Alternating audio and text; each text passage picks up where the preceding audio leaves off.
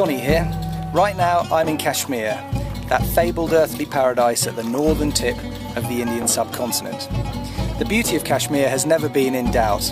In fact, has had everyone from Mughal emperors to British memsahibs waxing lyrical for over 500 years. And for the modern traveller, whether trekking in the mountains, wandering the bazaars or floating around the tranquil lakes, Kashmir is an amazing destination that doesn't disappoint.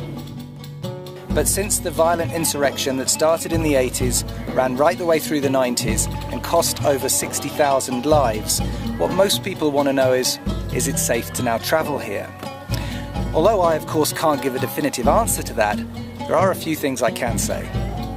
I first came here in 1989, just before the Troubles were starting. I came back in 2004 with my Wild Frontiers hat on.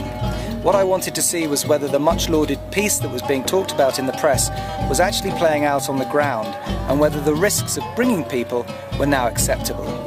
On that first trip I stayed for a week. I spoke to many people, and while it was clear that the underlying issue that had caused the Kashmir problems in the first place were far from resolved, there did seem to be a desire on the part of the people to stop the fighting and to get back to doing what they enjoyed doing best, which was entertaining tourists.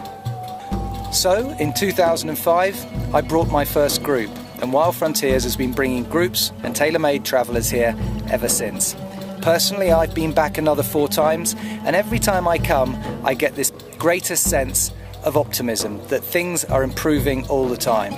The tourist numbers are steadily increasing, with 2012 looking to be a record year. And while according to official records, 26,000 Westerners came here last year, the last Westerners to be harmed in the valley was way back in 1995, almost 2 decades ago. But while the violence in the valley has all but stopped, it is still worth remembering that the underlying issue still hasn't really been resolved. As a consequence, the FCO still advise against travel here, and we recommend that you read their advice and think carefully before you do make the decision to come. But as far as we're concerned, the risks of now coming to Kashmir are no greater than they are of travelling to a number of other destinations regularly frequented by tourists. And what you'll see, if you are prepared to take that risk, is a truly stunning destination, offering the modern-day adventure traveller everything they could possibly want. My advice? Come and see for yourself.